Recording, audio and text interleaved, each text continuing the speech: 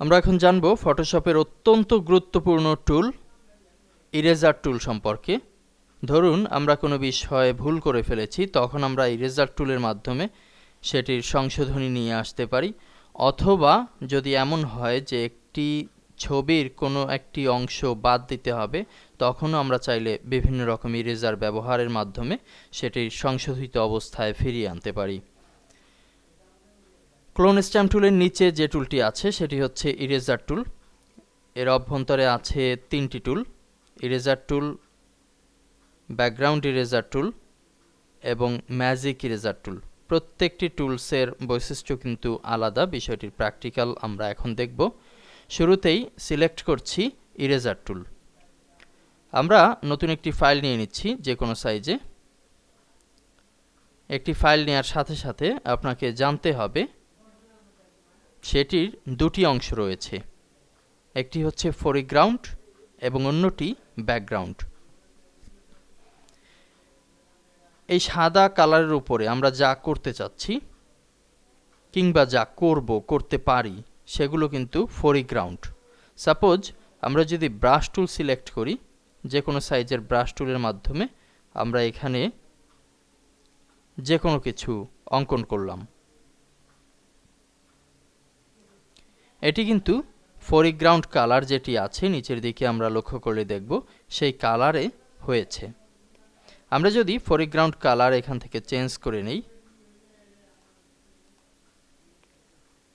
এবং অন্য একটি গ্রাফ তৈরি করি, তাহলে দেখা যাচ্ছে যে ফোরগ্রাউন্ড কালার চেঞ্জ করার সাথে সাথে আমাদের স্টেজের কালারটিও পরিবর্তিত হচ্ছে।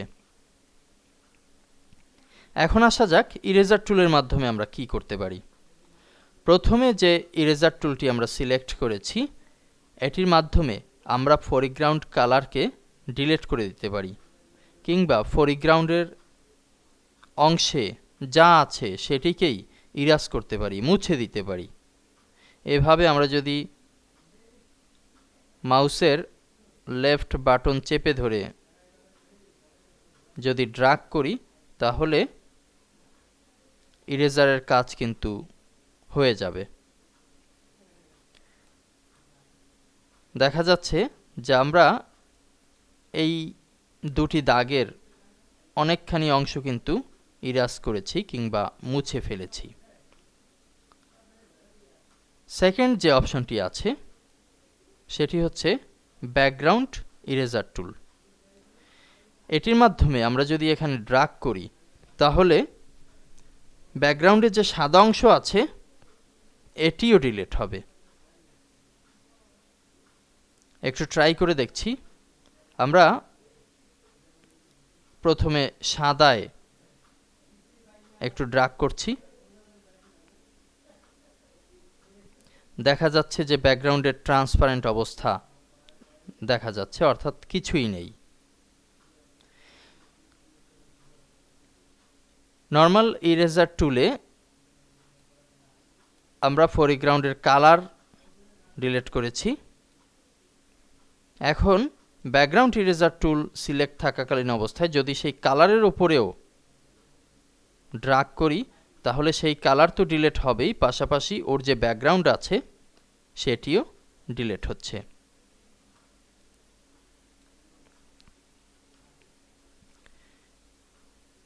এ পর্যায়ে আমরা দেখব তৃতীয় যে ইরেজার আছে, ম্যাজিক ইরেজার টুল।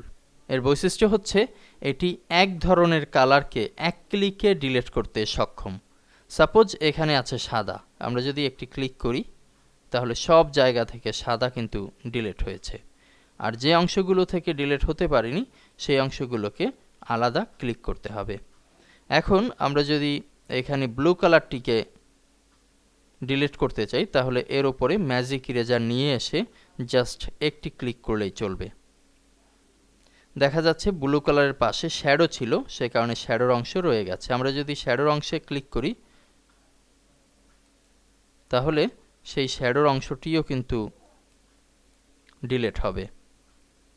অন্য যে কালারটি আছে সেখানে ক্লিক করলেও একই অবস্থা। লাইন ডিলিটের জন্য আমরা এই লাইনের উপরে আলাদা আলাদাভাবে যদি ক্লিক করি, তাহলে এক পর্যায়ে সেটি আর থাকবে না।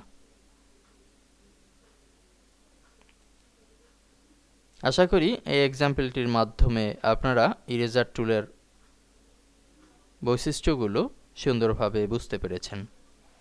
সামনের লেসনে আমরা জানব নতুন একটি টুল সম্পর্কে।